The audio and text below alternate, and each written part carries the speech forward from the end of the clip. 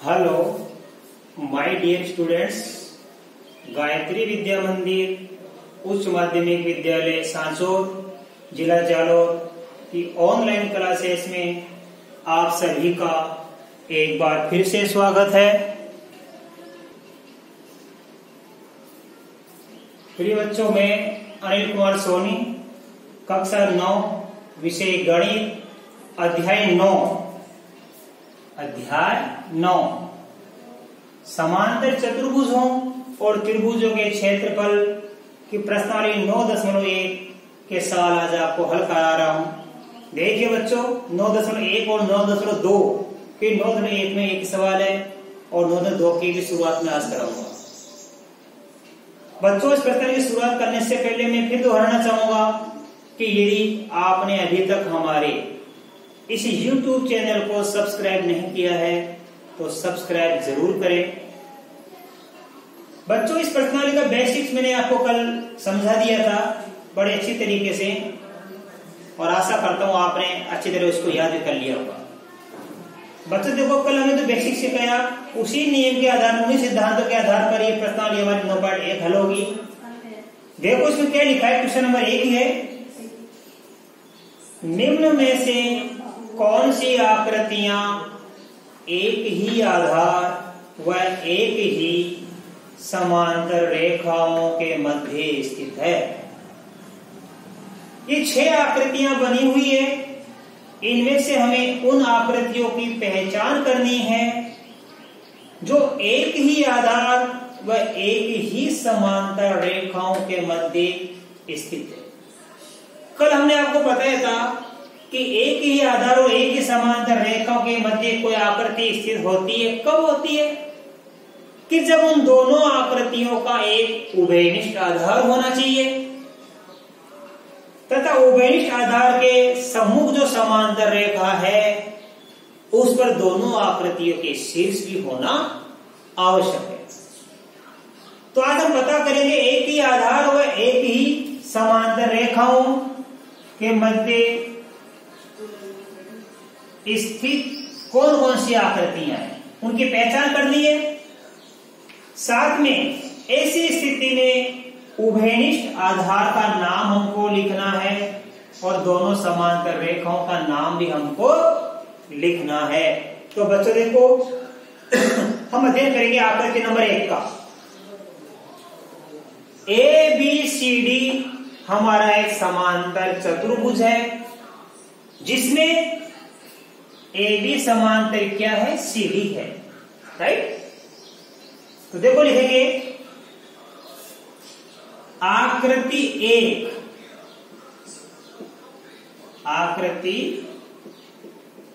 1 में ABCD एक समांतर चतुर्भुज है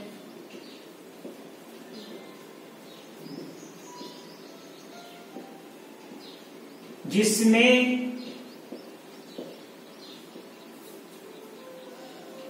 AB समांतर क्या है? DC है, राइट। अब आप ध्यान देना, ABCD समांतर चतुर्भुज है जो कौन से आधार पर है? CD आधार पर है। ये CD क्या है? ABCD समांतर चतुर्भुज का आधार है। और P बिंदु कहां स्थित है? इस AB भुजा पर स्थित है। तो ये PCD या PDC ये त्रिभुज बन गया, PDC। इस PDC त्रिभुज का आधार कौन सा है? DC है। त्रिभुज PDC।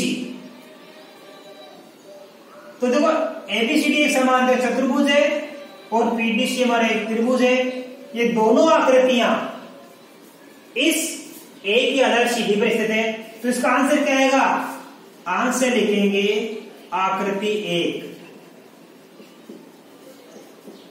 आकृति 1 क्या है? इसमें 2 आकृतियां बन गई, त्रिभुज PDC और समांतर चतुर्भुज ABCD जो एक ही आधार पर स्थित है। तो आकृति 1 हो गई। इसका उत्तर क्या लिखेंगे? उभयनिष्ठ आधार।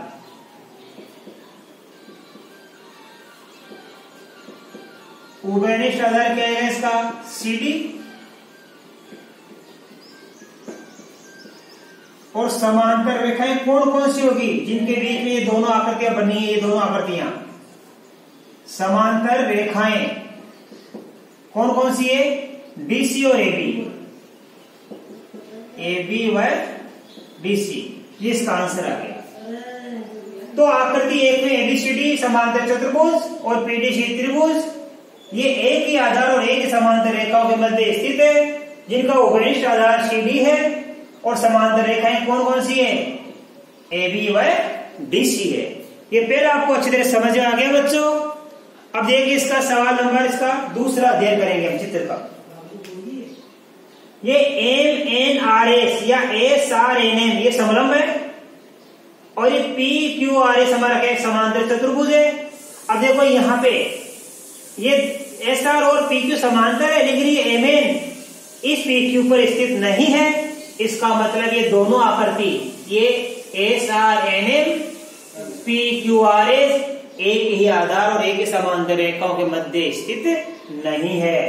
तो इसको छोड़ देंगे हम, ये नहीं है, हमें वही लिखनी है जो एक ही आधार और एक ही समांतर रेखाओं के मध्य स्थित है। नंबर 3 देखो, पी क्यू आर एस इसका आधार क्यू आर है, पी क्यू आर ये त्रिभुज है पी क्यू आर का आधार कौन सा है? Q R. P Q are है समांतर चतुर्भुज का आधार कौन सा है? Q R. तो लिखेंगे नंबर 3।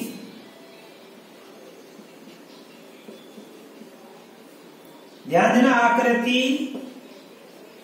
3 में त्रिभुज पी क्यू आर तथा समांतर चतुर्भुज पी क्यू आर एस, ये दोनों आकृतियां क्या है? त्रिभुज पी क्यू आर और समांतर चतुर्भुज पी क्यू आर एस एक ही आधार क्यू आर और समांतर रेखा क्यू आर पी एस के मध्य स्थित है। तो देखो ये दोनों आकृतियां, ये त्रिभुज और ये समांतर चतुर्भुज क्यू आर आधार में स्थित है और क्यू आर पी एस समांतर रेखाएं। तो लिखेंगे इसका आंसर, लिखेंगे उभयनिष्ठ आधार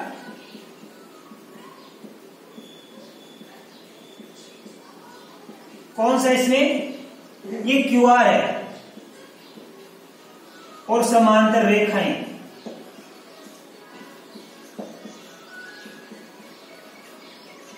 समांतर रेखा कौन कौन सी होगी? देखो त्रिभुज पी क्यू आर और समांतर चतुर्भुज पी क्यू आर एस, इस क्यू आर आधार समान हो गया, उभयनिष्ठ हो गया और समांतर होगी क्यू आर और पी एस। तो समांतर रेखाएं होगी क्यू आर व पी एस है, राइट। ये हमारा आकृति नंबर 1 हो गई और आकृति नंबर 3 हो गई। अब देखो बच्चों 4 में क्या? ये त्रिभुज आर पी क्यू और हमारे पास ये एबीसीडी समांतर चतुर्भुज एक ही आधार और समांतर रेखा के मध्य स्थित नहीं है। क्यों नहीं है? कि देखो यहाँ पे ये इसके बीच में आ गया, इसलिए ये नहीं है। नंबर 5 में देखो बच्चों ये ए बी सी डी, तो नंबर 5 है। 5 में क्या है? समांतर चतुर्भुज A B C D, right. इसमें ए बी समांतर क्या हो गया? C D.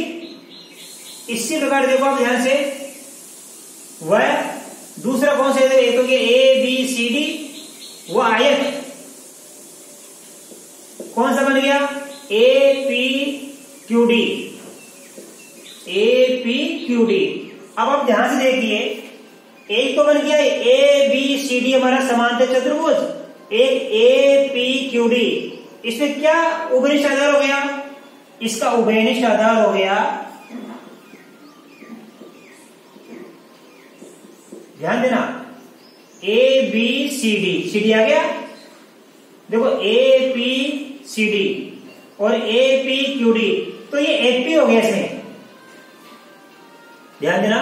एक तो गया ए बी सी डी, ठीक है, और एक हो गया हमारे पास ए पी डी क्यू। तो देखिए उभयनिष्ठ आधार कौन सा होगा? ये एडी। इस ए बी सी डी कौन से आधार पर है? एडी पर।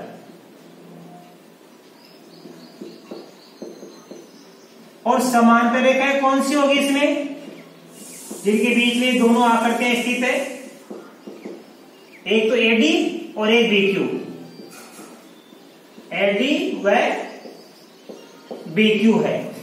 ठीक है, तो इसमें से नंबर 1, नंबर 3 और नंबर 5 आकृतियां क्या है? ये तीनों आकृतियां एक ही आधार व एक ही समांतर रेखा के मध्य स्थित है।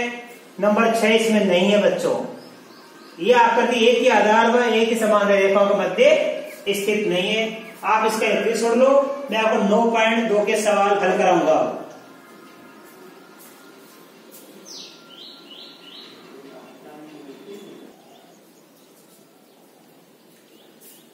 देखिए बच्चों, 9.2 के सवाल नंबर 1 के हम शुरुआत कर रहे हैं। देखो बच्चों, इसमें क्या लिखा है? ABCD समांतर चतुर्भुज है। ABCD हमारा क्या है? समांतर चतुर्भुज है, राइट। इसमें AE लंब है DC पर, ध्यान देना, ये AE लंब किस पर है? DC पर। CF लंब है AD पर। तो देखो, इस आधार CD पर लंब है AE और इस आधार AD पर लंब है CF, राइट। इस सवाल में मान दिया AB का मान 16। देखो बच्चों, इस AB का मान क्या दिया है? 16 से दिया है। AE का मान 8, इस AE का मान कितना दे रखा है? 8 से। CF का मान 10, इस CF का मान क्या दे रखा है? 10 से। और AD का मान हमें ज्ञात करना है। तो चाहे किसी का भी मान ज्ञात करो इस समांतर चतुर्भुज में। कल मैंने आपको एक बेसिक सिखाया था समांतर चतुर्भुज का क्षेत्रफल। समांतर चतुर्भुज के क्षेत्र में किसी भी भुजा का मान ज्ञात करो, हम ज्ञात कर सकते हैं। किसी भी शीर्षलंब का मान ज्ञात करो, यानी ऊंचाई का मान ज्ञात करो, ऊंचाई का मान भी ज्ञात कर सकते हैं और भुजा का मान भी ज्ञात कर सकते हैं। तो कल हमने आपको सिखाया था बच्चों, ध्यान देना, कि समांतर चतुर्भुज का क्षेत्रफल क्या होता है? हमने आपको सिखाया था कल, समांतर चतुर्भुज का क्षेत्र होता है संगत आधार गुणा संगत शीर्षलंब या ऊंचाई। कल आपने सिखाया था कि समांतर चतुर्भुज का क्षेत्र कैसे क्या करते हैं कि संगत आधार और शीर्षलंब का जो गुणनफल होता है वो समांतर चतुर्भुज का क्षेत्रफल होता है। हमारे सवाल में देखो, ये CD आधार है, इसका संगत शीर्षलंब AE है, और ये AD आधार है, इसका संगत शीर्षलंब क्या दिया है? CA। आई बात समझ में? AE लंब किस पर? DC पर। ये AE लंब किस पर है? DC पर। तो ध्यान देना कैसे करेंगे? आधार गुणा ऊंचाई। तो आधार हम CD लेंगे, आधार हमने क्या लिया? CD। तो इस CD के संगत ऊंचाई कौन सी आएगी? AE। अब ये हो गया समांतर चतुर्भुज का क्षेत्रफल, आधार इंटू ऊंचाई। तो हम इसको CD इंटू AE भी से क्या कर सकते हैं? अब तो ये आधार ले सकते हो, इसकी ये ऊंचाई, तो इस आधार को इस ऊंचाई से गुणा करेंगे तो भी समांतर चतुर्भुज का क्षेत्रफल प्राप्त हो जाएगा, और इस आधार को इस ऊंचाई से गुणा करेंगे तो भी समान ही क्षेत्रफल प्राप्त होगा। तो हम लिख सकते हैं CD गुणा AE किसके बराबर होगा? AD गुणा CA। तो इस CD का गुणा AE से कर लो तो किसके बराबर होगा? इस AD के गुणा CA से गुणा के बराबर आएगा। तो देखो, एक तरफ हमने लिखा CD गुणा AE, एक तरफ लिखेंगे AD गुणा CA, AD गुणा CA। अब देखो क्या लिखा है, अब हम मान लिखेंगे CD। बच्चों देखो, CD का मान कितना हमारे पास? ये CD किसके बराबर है? AD के बराबर है, क्योंकि समांतर चतुर्भुज में आमने सामने की भुजाएं बराबर होती है, तो CD का माप AD के बराबर होगा। तो यहां लिखेंगे, देखो CD का माप 16 AE, और यहां पे AE का माप दिया यार बराबर लिखेंगे AD। और बच्चों देखो, AD का माप हमें ज्ञात करना है, तो AD की जगह AD लिखेंगे हम। और बाद में लिखा CF, इस CF का मान कितना? 10। कितना है 10। अब हम इसको करेंगे बच्चों, देखो 10 को AD से गुणा करने पर क्या प्राप्त होता है 10 AD, और 16 को 8 से गुणा करने पर कितना आता है 16 अंटे 128। ठीक है, तो 10 AD का मान कितना आ गया 128 आ गया। अब हमें AD का मान क्या करना है, तो AD का गुणा किससे हो रहा है 10 से। तो हमने आपको समीकरण के बारे में सीखा रखा है कि ये गुणा किससे बदल जाता है भाग में। तो 10 AD बराबर 128 है, तो AD का मान क्या करने के लिए 128 में किसका भाग देंगे 10 का, इसलिए AD बराबर 128 बटा 10 बराबर 128 10 का भाग दे लेना आप, तो आएगा 12.8। 128 में 10 का भाग देंगे तो कितनी बार जाएगा 12.8। इसलिए AD बराबर प्राप्त हो गया 12.8 सेमी। तो इस प्रकार हम ज्ञात कर सकते हैं AD का मान। अब तो देखो इसका क्वेश्चन नंबर 2। अब हम इसका क्वेश्चन नंबर 2 करेंगे बच्चों, अच्छी तरह समझना, बड़ा ही महत्वपूर्ण सवाल है ये। देखो बच्चों दूसरा सवाल, EFGH कर्म से समांतर चतुर ABCD की भुजाओं के मध्य बिंदु हैं, तो दर्शाइए एरिया ऑफ EFGH बराबर 1/2 एरिया ऑफ ABCD। कैसे करेंगे हम यहाँ पे एक समांतर चतुर्भुज बनाएंगे, ABCD हमने लिख दिया, इनका मध्य बिंदु हमने ले लिया PQRS, इनको मिलाएंगे हम।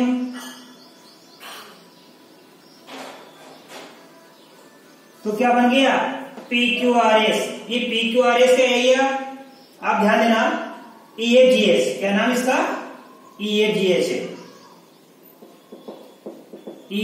EFGH इसका एरिया किसका आधा होगा ABCD का।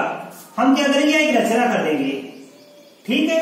तो देखो यहाँ पे क्या करेंगे हम, चूंकि CD समांतर किसके है AB के, इसलिए CD समांतर HF समांतर क्या होगा AB, ये हमने खींच दी। अब हम क्या करेंगे, देखो त्रिभुज HSF, त्रिभुज HSF व समांतर चतुर्भुज CDHF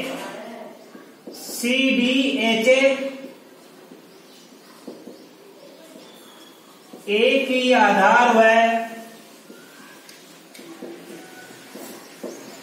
समांतर रेखाओं के मध्य स्थित है, इसलिए एरिया ऑफ त्रिभुज HG बटा G है, HG ध्यान देना, एरिया ऑफ HGF बराबर होगा 1/2 एरिया ऑफ CDHF।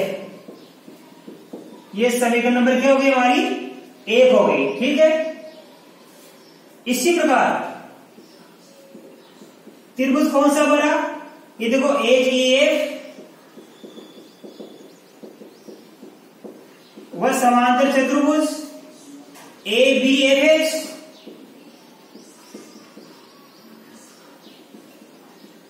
एक ही आधार व समांतर रेखाओं के मध्य स्थित है।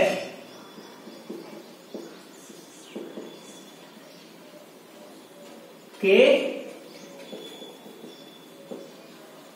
मध्य स्थित है, इसलिए एरिया ऑफ इस त्रिभुज का क्षेत्रफल एरिया ऑफ HEF बराबर 1/2 एरिया ऑफ क्या होगा ABFH। ये हमारी समीकरण नंबर बच्चों 2 प्राप्त हो गई हमको, ठीक है। अच्छे से देखना, हमारे पास में क्या है, एक त्रिभुज तो ये रहा HGF, ये त्रिभुज और ये CDFH, ये समांतर चतुर्भुज एक ही आधार और एक ही समांतर रेखा के मध्य स्थित है, ठीक है। ये HF आधार पर और समांतर रेखा CD और HF के मध्य स्थित है। इसलिए इस त्रिभुज का क्षेत्रफल इस समांतर चतुर्भुज के क्षेत्रफल का आधा होगा। ये समीकरण बन गई है। इस प्रकार ये HEF ये त्रिभुज और ABFH हमारा समांतर चतुर्भुज एक ही आधार। तो ये कौन सा आधार पर है? तो फिर ये देखो आप, ये ऊपर वाला त्रिभुज और समांतर त्रिभुज कौन सा आधार पर है? एक आधार HF। एक आधार कौन सा है? HF। और समांतर रेखा कौन सी? CDHF के मध्य स्थित है। इसी प्रकार ये देखो, ये त्रिभुज और ये समांतर चतुर्भुज किस कौन से आधार पर स्थित है? यहाँ पे HF। ठीक है। और कौन समांतर रेखाएं हैं? HF और AB। HF और AB के मध्य स्थित है। इसलिए इस त्रिभुज का क्षेत्रफल क्या होगा? इसका आधा होगा। तो समीकरण 1 हमने प्राप्त कर ली और समीकरण 2 भी हमने प्राप्त कर ली 1 और 2 से। दोनों को जोड़ देंगे। समीकरण 1 प्लस 2 से इधर आ जाएगा एरिया ऑफ त्रिभुज HGA प्लस एरिया ऑफ त्रिभुज HEF बराबर इधर आ जाएगा। इन दोनों को जोड़ देंगे 1/2 area of CDHF plus ABFH। देखो इन दोनों को तो हमने इधर जोड़ दिया और इन दोनों को हमने इधर जोड़ दिया। तो देखो बच्चों, इन दोनों त्रिभुजों को जोड़ देंगे तो क्या बन जाएगा? Area of EFGH, right. इधर क्या बन जाएगा? 1/2 एरिया ऑफ, ऊपर वाले समांतर चतुर्भुज में नीचे वाला जोड़ दिया तो पूरा क्या बन जाएगा? ABCD। पूरा क्या बन जाएगा? ABCD। और ये तो हमको सिद्ध करना था, ये हमको सिद्ध करना था। तो बच्चों देखिए, ये सवाल बड़ा अच्छा है और मैंने बड़ी आसानी से आपको सवाल समझने की कोशिश की है। इसमें तो ये त्रिभुज इसका आधा हो गया, इसमें ये त्रिभुज इसका आधा हो गया। दोनों त्रिभुजों को जोड़ेंगे तो EFGH बन गया और दोनों समांतर चतुर्भुज को जोड़ेंगे तो ABCD हमारा समांतर चतुर्भुज बन गया। तो एरिया ऑफ EFGH बराबर 1/2 एरिया ऑफ ABCD बन गया और यही हमको सिद्ध करना था। तो बच्चों, मैं आशा कर सकता हूं कि आज बताए गए 9.1 का सवाल और 9.2 के ये दोनों सवाल जो मैंने बताए बड़े अच्छी तरीके से आपके समझ में आए होंगे। और बाकी के आगे के सवाल मैं आपको कल के वीडियो में बताऊंगा। तब तक के लिए धन्यवाद।